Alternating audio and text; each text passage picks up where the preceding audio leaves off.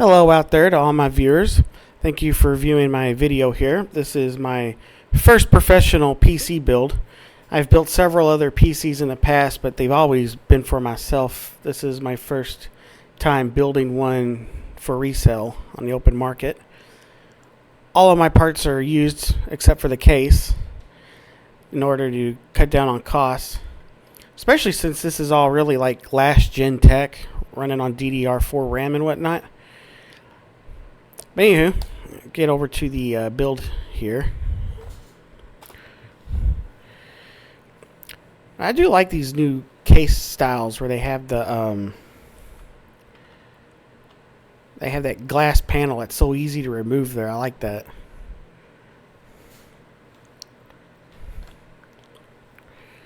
Alright, let's kind of skip ahead here.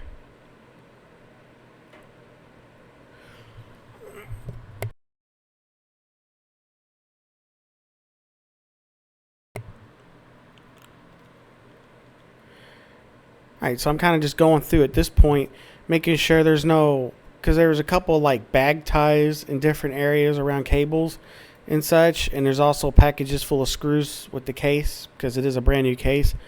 We'll make sure to remove all that. And you can see there's a tie right here.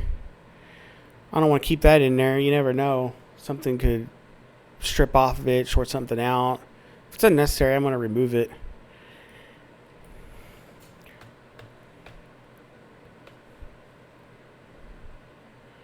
Speed that up here. It's going through, being real thorough, checking everything. And I've edited certain parts out of the video too, because there's a lot of parts where it's just sitting there looking at the computer and I'm off doing something else. Actually took me a couple hours to build this thing. So I'm kind of going through there, getting rid of that tie. Making sure everything's good for that motherboard installation. Because the last thing I want to do is have to open it back up and go and redo stuff. That's always no fun. Come on, check all those fan connections there. Alright. Now unboxing the motherboard, which I got used off eBay. Got it from a good seller too. They said they've thoroughly tested it, updated the BIOS to the latest version. So I have a pretty good amount of confidence in it. And it comes with an I/O shield. Can't tell you how hard it is to find a used motherboard these days that doesn't have the I/O shield included. And you find some people on eBay that'll sell computers without an I/O shield for that reason, but I can't do that to people. I mean, what if you push that cord in back there too far because there's no I/O shield to block it, and then you short something out? You never know. Anywho, kind of went away from the camera for a minute there. All right, there's where I'm hooking up my wristband, my anti-static wristband, which I'm very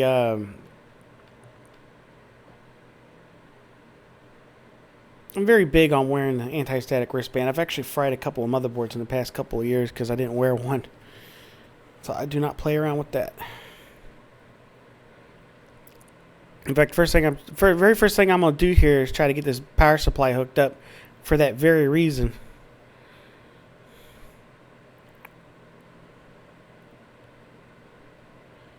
Alright, kind of just looking at stuff here. Going to play through this real fast.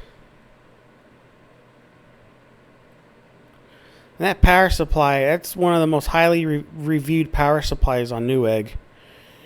It costs like $110, $120 new. I got it for 60 something on eBay. But believe me, a used quality power supply is better than me buying a brand new crappy power supply any day of the week. So I go through, get screws in, everything.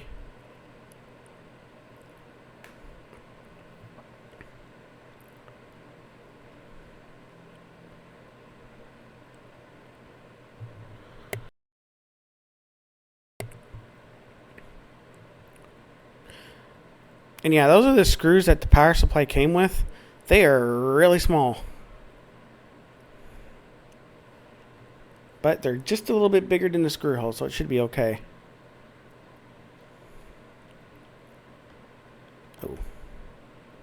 Okay. Yeah, if you notice, yeah, I've plugged the power supply in, and I have connected it to the wall with the power switch turned off. The reason for that is to prevent electrostatic discharge, because the ground prong on the power supply is connected directly to the power supply case, and then the power supply is in turn screwed into the case itself, the computer case. So you're literally grounding the entire case by having that power supply plugged in, regardless of whether or not the power switch on the back is turned on. And that should prevent me from shocking the motherboard or the RAM or the processor or the video card or any other components for that matter. Between that and the anti-static wristband, of course. And we see up here in the top corner, I got an anti-static mat too, put parts on. I see so many YouTubers out there these days not wearing an anti-static wristband, and I'm just like, are you crazy? You're dealing with thousands of dollars worth of parts and you're just not wearing a static wristband? Like, what's wrong with you? But anywho, getting that motherboard screwed in. I've actually had a pre-built computer one time that only had 3 screws holding in the whole motherboard, built by Skytech. And I can't believe people sell computers and only put like 3 screws holding in the whole motherboard. As you'll see here, I'm going to secure that thing with every screw that I can. Especially because once I put that heavy cooler on top of that CPU, you can actually warp the motherboard a little bit if you don't have it secured onto the case very well. So I make sure to get all them screws in there. Oh. Right, there's the RAM. Now I'm getting my cables routed. Now right here, that's a mistake right there that I will rectify in the video. Like further along in the video, I'll go back and redo that. But honestly, that cable should have came out of here, not here. That's what that's literally designed for. I didn't realize it at the time when I was putting it together, so there's a couple of mistakes I make on here that I'll point out that I later go back and fix.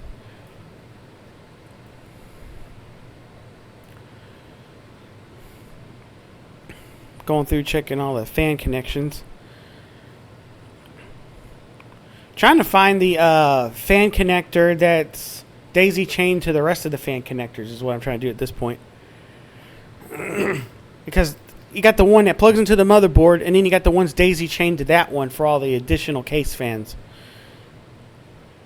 So I'm going through and finding that one that I need to connect to the motherboard to get the fans connected. It's like the first thing I deal with here. Guess I went AFK for a minute. Alright.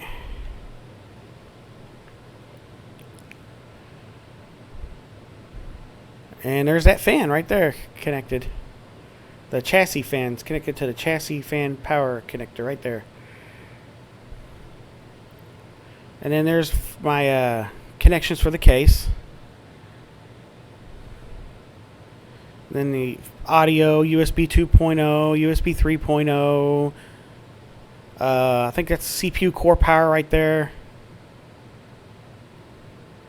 And then, of course, it's a semi-modular power supply, so I also have to connect cables for the PCI Express and for SATA, which I did off camera, unfortunately. It's kind of hard to get a camera in there when I'm by myself working on it to show that part. Now I'm working off camera again, dang it. Okay.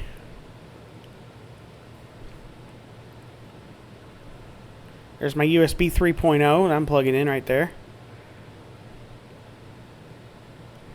And then while I was off camera, I must have also plugged in my audio and my USB 2.0 for the front of the case. Leaving the right here, which are the connectors for the power button, power LEDs, and all that good stuff. And that's my CPU core power. I guess I'm about to route that. Yep. Route that all the way to the top of the case because the CPU power connector is at the top of the motherboard. Gotta tangle it there. Because I gotta run that sucker straight up to the top of the case. I don't want a cable running across the case where you're viewing it, so keep my wires hidden from plain view. I run it all the way to the top there, and I got that CPU core power coming out right there.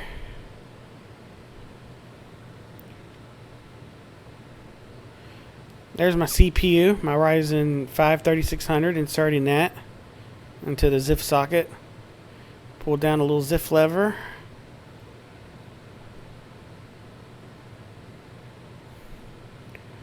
And then I have to remove the old the CPU cooler. I don't know what you call this. I guess the piece that connects the CPU cooler onto the processor that come already installed on the motherboard.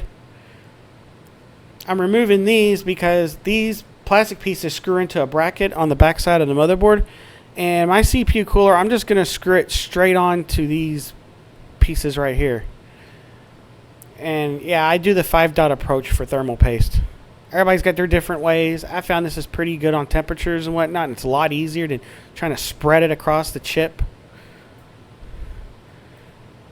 And then there I go trying to install the CPU cooler.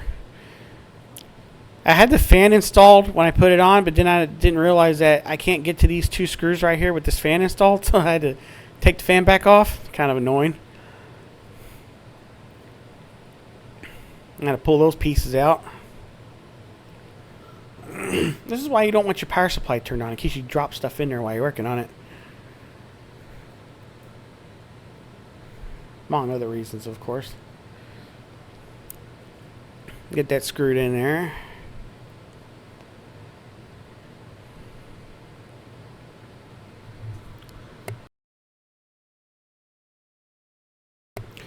And if you notice, I kind of try to do a star pattern, try to put an even amount of pressure across all 4 screws to lower this thing down at an even level so that the thermal paste will spread evenly underneath. And I want to make sure I got the same amount of tension on all 4 screws there. To give an even amount of pressure on that CPU there.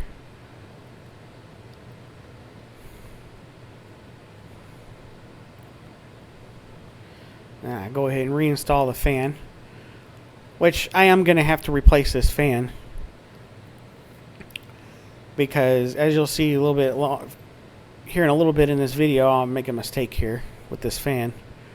Cut off a connector that I shouldn't have cut off. Also, I'll put it on this side because I don't like how close that is to that other fan. I think it looks nicer if you have the fan on this side. It sucks the air through here, and then this fan just blows it out the back of the case. And I kind of have it set up that way right here, but again, it's just too close to each other. I just feel it's kind of impractical. It's just as effective to have it on that side, and it looks better.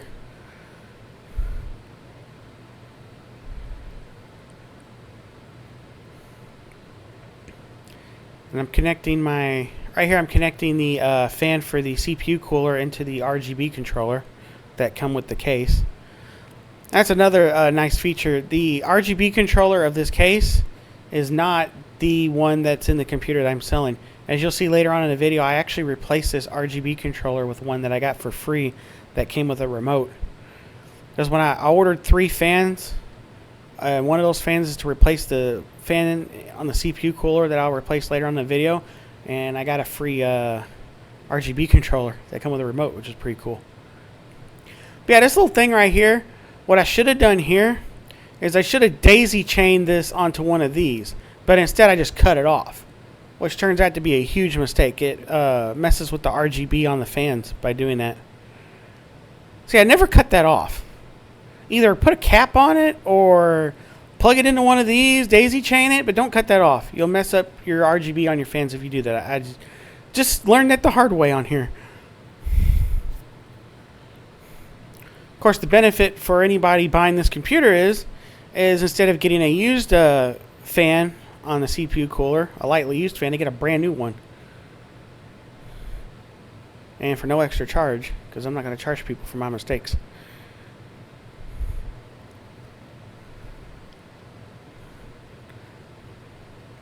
Alright, not sure what I'm doing here.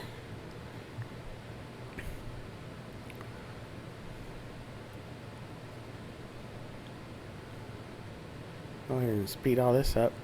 I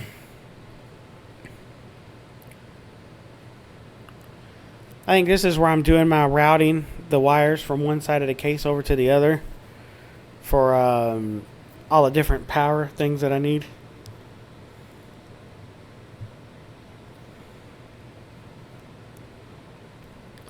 Should have had a second camera set up. I'll note that for my next build.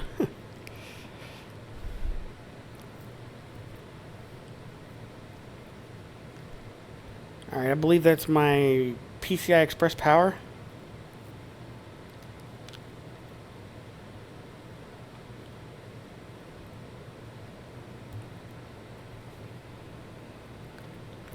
Kind of just getting all the power cords routed through, getting all that ready. Everything that I need.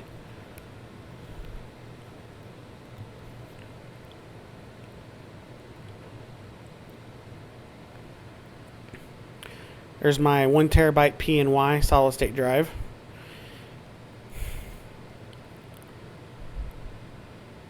And I kind of cut out in the video where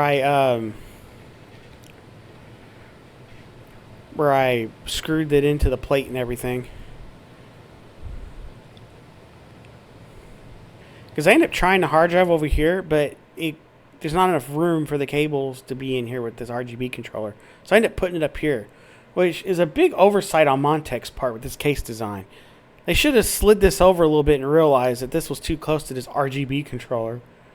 Like, did they even try to plug in a hard drive on this when they were, like, designing this case, you know?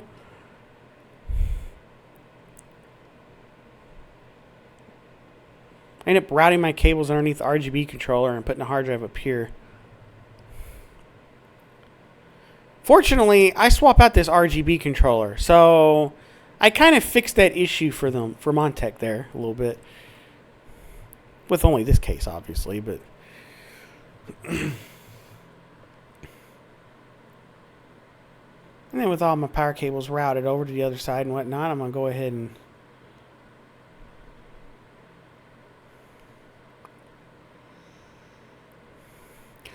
also, I have to apologize. I didn't get on video when I connected all the connectors for the case. I cut the camera off because I had to consult the motherboard manual to figure out where to connect each one.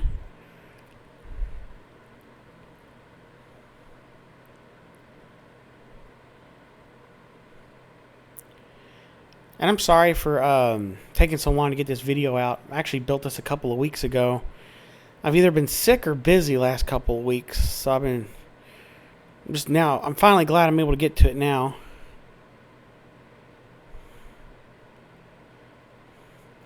And one thing I love about these new cases is how they're designed to keep all the cables on one side and keep it hidden behind a bunch of metal.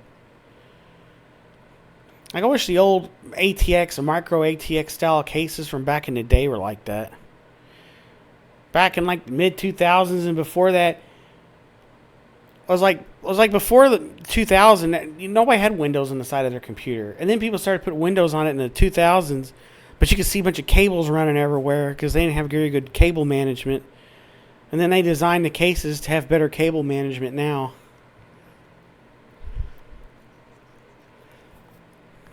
Of course, my wire management game could use some could use an upgrade. And also, I didn't think this part through right here.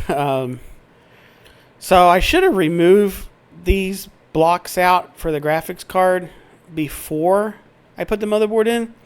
But it was an oversight on my part, and I really didn't want to take all this stuff back apart. So I very carefully removed these without damaging the motherboard. Fortunately, I was very successful in that. But it did take me a bit of time here, so I'm going to speed this up.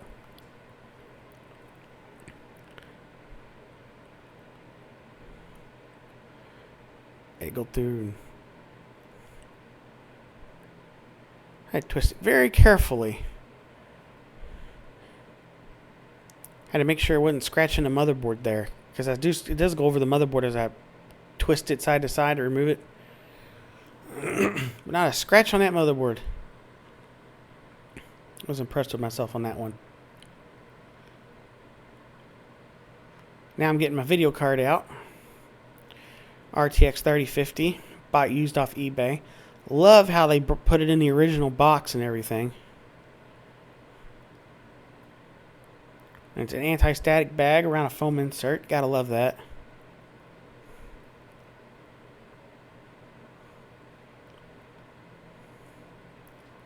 I was kind of skeptical of this graphics card working at first because it didn't have that feel like it went down in a slot. Like I actually cut out a lot of time on here where I'm messing with this card because I just had a feeling like it wasn't all the way down in a slot. But I eventually just went with it, installed it, and it's working just fine. So maybe I was just being paranoid a little bit.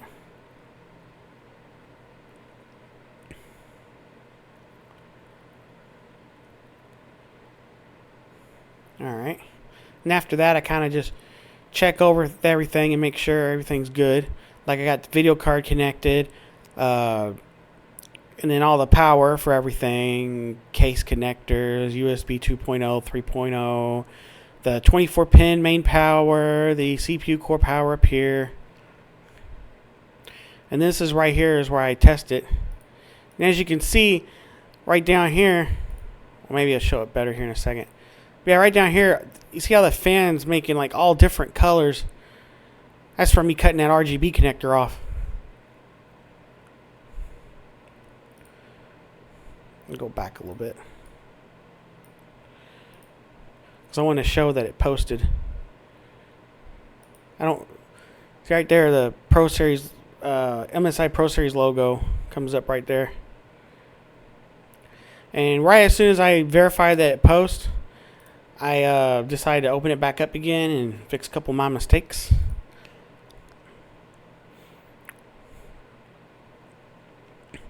So I'm going to remove this fan and replace it, because it's doing every color RGB because I cut that connector off.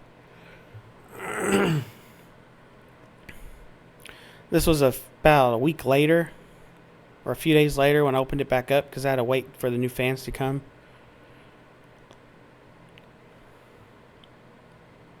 And like I said, I put it on this side because I just think it looks better with the airflow going into the CPU cooler. One thing I was worried about was it clearing the RAM. It barely clears the RAM. It actually pulls a little air over the RAM, which I kind of like. Kind of like a little bit of dedicated air cooling for the RAM there. So I remove this old crappy RGB controller. One thing you'll notice here is, see, that's the reset switch for the case. The reset switch was actually controlling the RGB. But once after I get done with it, this reset switch, I'll reroute it to the motherboard, and it'll actually be a reset switch for the computer, not a control for the RGB. Don't need it anymore. I got remote control for the RGB now with this new controller.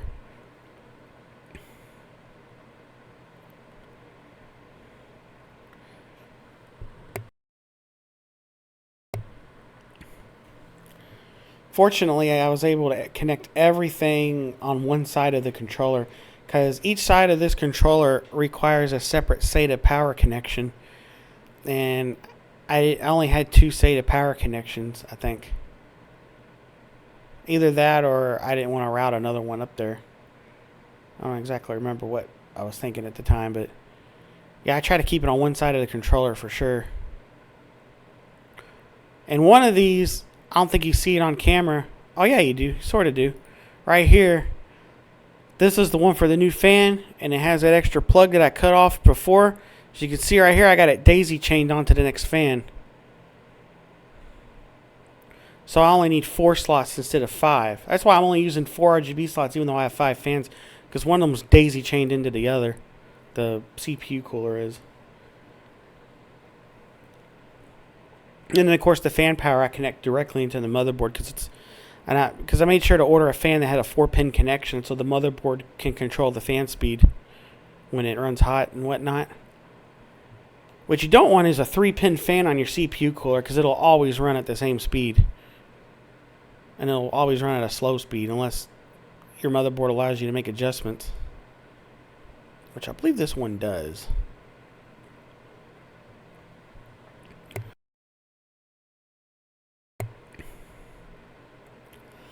And now I'm looking at the doing some cable rerouting. Because remember I was talking about this right here, the 24 pin. I had it going out this hole, or this hole, one of these holes right here, or maybe it was this hole, I don't remember, but it's supposed to go through this hole, and I've fixed that now. But as you can see, between fixing that and especially installing this RGB controller, like, my wiring is jacked up.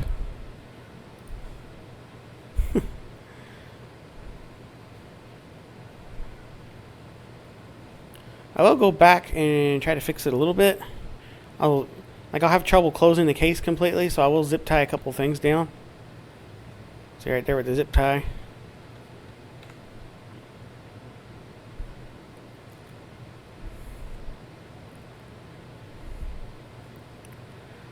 I promise on my next build I'll do better with the wire management. This is mainly because I went back and replaced the RGB controller.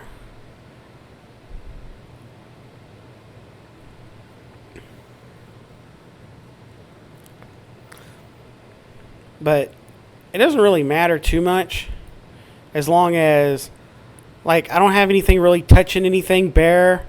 And then when I open it back up before I close it, let me see. See, I make sure to have nothing going over this part right here where the bare motherboard's exposed. Even though all these wires are insulated, I just don't want to take the risk anyway. You never know, it can melt or something. Well, nah, I can't melt, but I'm just paranoid. Comes with being autistic, I guess. I'm just very detailed.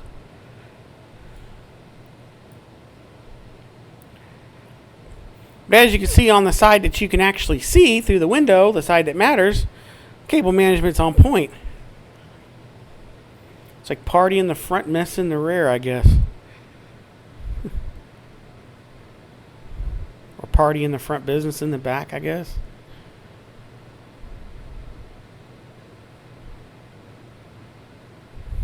I reconnected my graphics card and everything.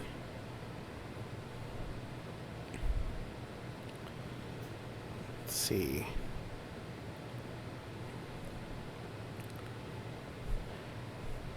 Yeah, I got this properly rerouted. New fan installed. Got the fan power connected back here somewhere.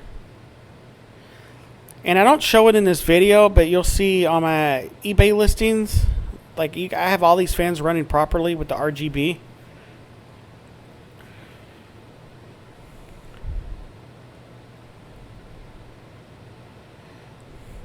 That's pretty much the build part of this video. I'll also be uploading another video to go with this, showing the performance on various games.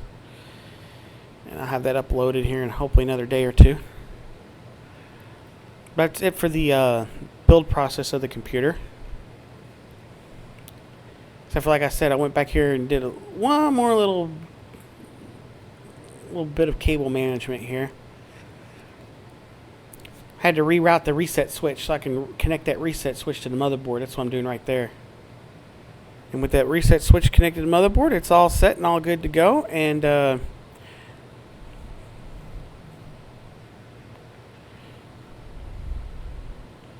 yeah, thank you for watching the video.